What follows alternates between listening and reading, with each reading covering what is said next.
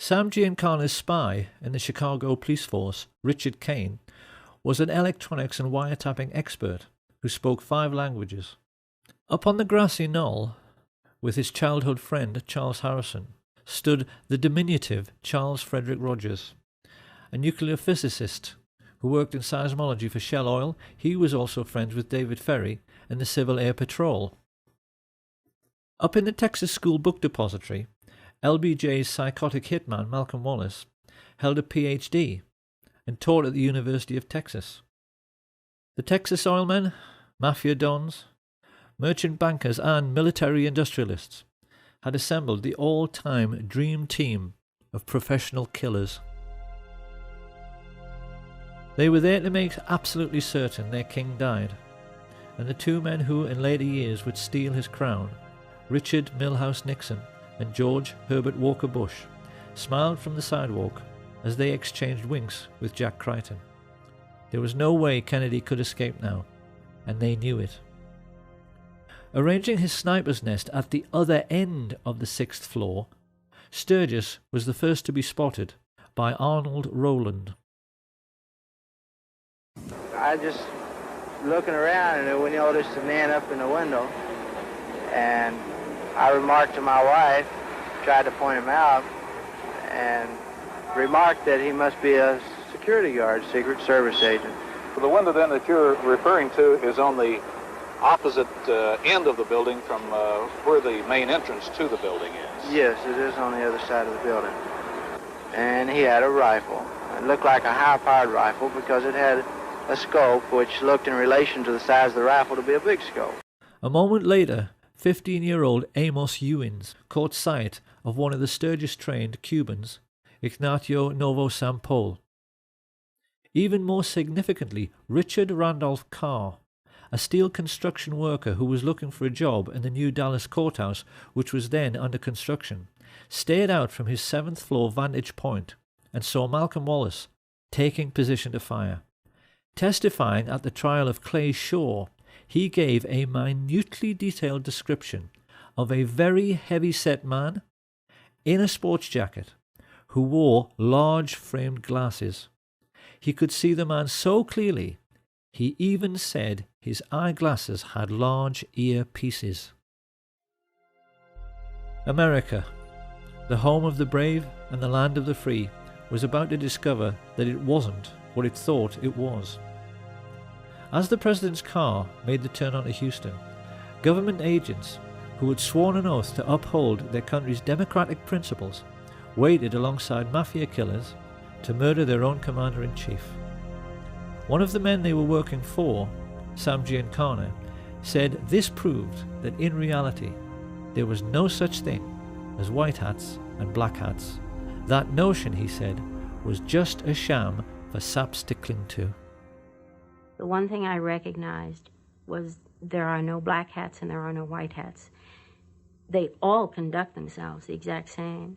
And very good evidence of that is that the CIA would hire 2 so-called mafia men, Sam Giancana and John Roselli, to assassinate Fidel Castro. If there's such a difference, you're not supposed to have anything to do with each other. But in essence, the remark is really they're all in bed together. They all do business together. It was now that Abraham Zapruder pressed the trigger on his 8mm cine camera. Ever since that moment, the world has accepted that what he recorded was the definitive account of what really happened. What people must appreciate is that what they have just seen is not at all what really happened. Had you actually been there on the day, this is what you would have seen.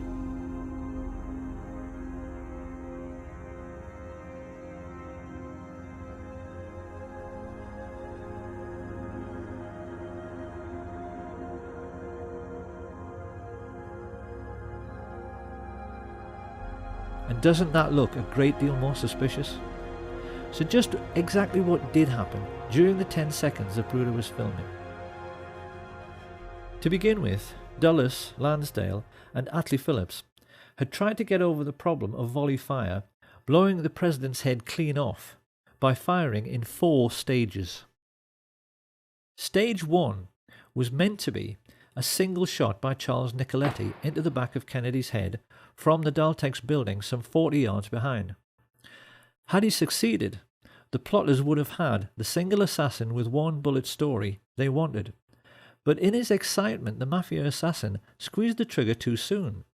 His bullet ricocheted off the hard chrome sill of the limo's back seat and struck the curb beneath the overpass, sending up a sharp piece of concrete which scratched James Taig's face.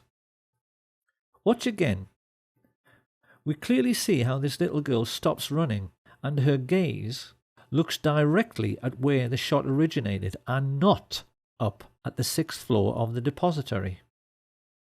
It was now that Umbrella Man took over. Standing right at the curbside, it was his job, should the first shot miss, to give a clear visual signal. Target is not injured. The intelligence chiefs knew that if this situation occurred, Kennedy would now be moving rapidly away from the first sniper. They knew the only way to make sure of getting him was to fusillade the car.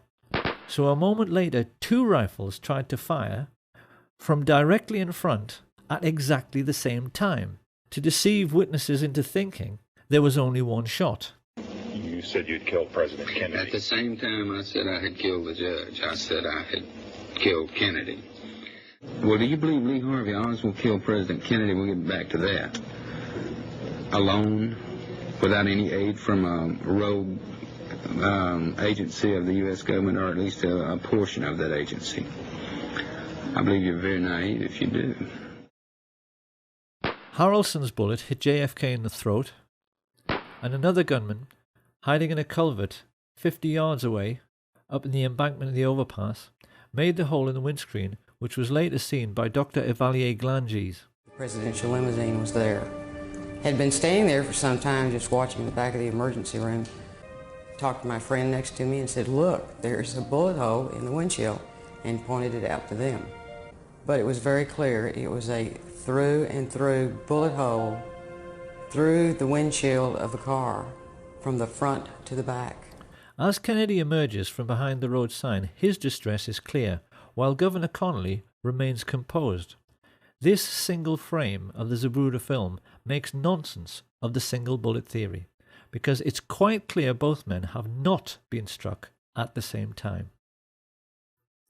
Kennedy has now passed through 2 layers of fire and has not been hit in the head. To cover this eventuality, the assassins were given a simple instruction: fusillade the car with everything. So that in the next few moments, the 5 remaining riflemen fired, causing the Secret Service agent riding in the front passenger seat, Roy Kellerman, to report a feeling like a jet sonic boom as the hail of bullets whistled into the car.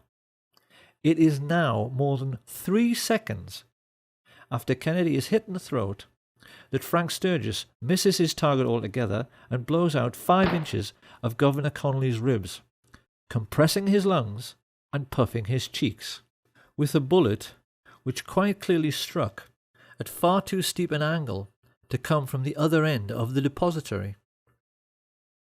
In almost the same instant, Eladio Del Valle hit the governor in the wrist, Weatherford fired into his thigh, and Nicoletti's second shot hit the chrome frame of the window.